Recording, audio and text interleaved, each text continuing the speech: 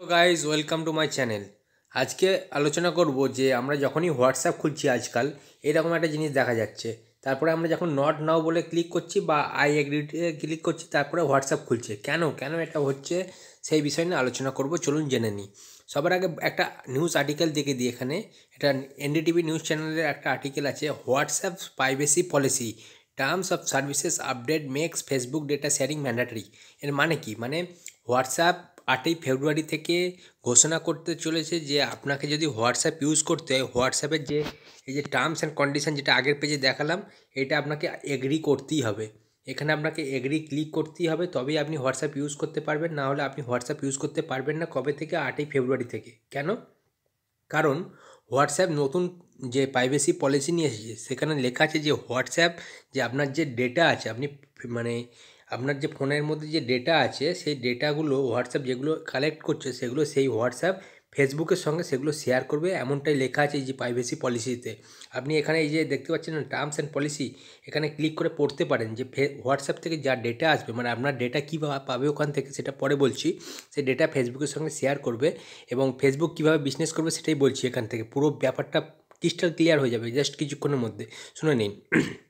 ধরুন আপনার phone number আছে 10টা ডিজিটের একটা নাম্বার আছে, সেই নাম্বারে আপনার অনেক কন্ট্যাক্ট সেভ আছে। সেই কন্ট্যাক্ট ডিটেলস ওদের কাছে চলে যাবে যে আপনার নাম ধরে নিন রবি, রবির নাম্বারে 135টা কন্ট্যাক্ট আছে, সব ডিটেলস হোয়াটসঅ্যাপ পাচ্ছে এবং তার সঙ্গে সঙ্গে রবি কার সঙ্গে কথা বলছে, কোন বিষয় নিয়ে কথা বলছে ওগুলো তো জানতে পারবে না, কারণ মেসেজ হোয়াটসঅ্যাপ পড়ে না।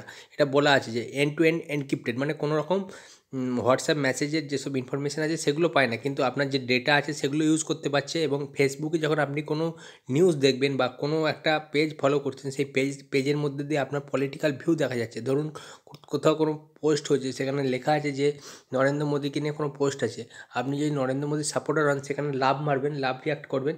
আর আপনি যদি নরেন্দ্র মোদীর সাপোর্টার না হন সেখানে হাহা রিয়াক্ট মারবেন, হ্যাঁ কি না?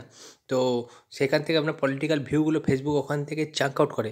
তার মানে ফেসবুক ওখান থেকে চাঙ্ক আউট করে যখন কোনো ইলেকশন হবে ইন্ডিয়ায়, তখন সেখানে মোদিকে সাপোর্ট করার জন্য, মানে আপনি যদি মোদি বিরোধী হন তো আপনার সামনে মোদিকে নিয়ে ভালো ভালো যেসব পোস্ট আছে সেগুলো পাঠিয়ে দেবে। কারণ বিজেপি ওদের বলবে যে আমাদের নিয়ে প্রমোট করো। আমি বিজেপি বা কংগ্রেস এসব কথা বলছি না, এটা মেন ব্যাপার যেটা ফেসবুক করে থাকে, এখান থেকে ইনকাম করে। তো এখান থেকে হোয়াটসঅ্যাপ থেকে কী করবে আপনার, শুধু এটা পলিটিক্যাল হলো।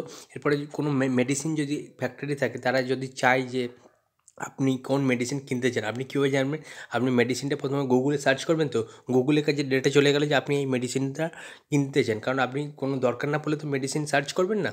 তো সেই মেডিসিন কিছুক্ষণের মধ্যে আপনারা দেখেন যে ফেসবুকের মধ্যে এসে গিয়েছে সেই মেডিসিনের একটা অ্যাড, অ্যামাজন বা ফ্লিপকার্ট সেখানে কীভাবে আসে? কারণ ওরা ডেটা শেয়ার করে যে আপনি এই মেডিসিনটা চাইছেন, এবং সেই মেডিসিনের শপ বা বুক, কখনো কোনো বই কিনতে গেলে ওভাবে ফেসবুকের মধ্যে চলে আসে। এবার হোয়াটসঅ্যাপ থেকেও সেই ডেটা এবার কালেক্ট করতে চলেছে এবং ফেসবুকে সেটা ইনপুট করতে চলেছে। আশা করি বুঝতে পেরেছেন যে এক জায়গায় ডেটা নিয়ে গিয়ে আরেক জায়গায় ইউজ করছে, তার ফলে বিজনেস বড় হচ্ছে। আর হোয়াটসঅ্যাপ বা ফেসবুক যেটা আছে, ফেসবুক হচ্ছে যেসব কোম্পানিগুলো আছে, ধরুন আপনি একটা বিজনেসম্যান, আপনি চাইছেন যে আপনার একটা প্রোডাক্ট আছে সেটা বাজারে সেল করতে, সেই প্রোডাক্টটা আপনি ফেসবুকের মধ্যে লিস্টেড করে দিচ্ছেন।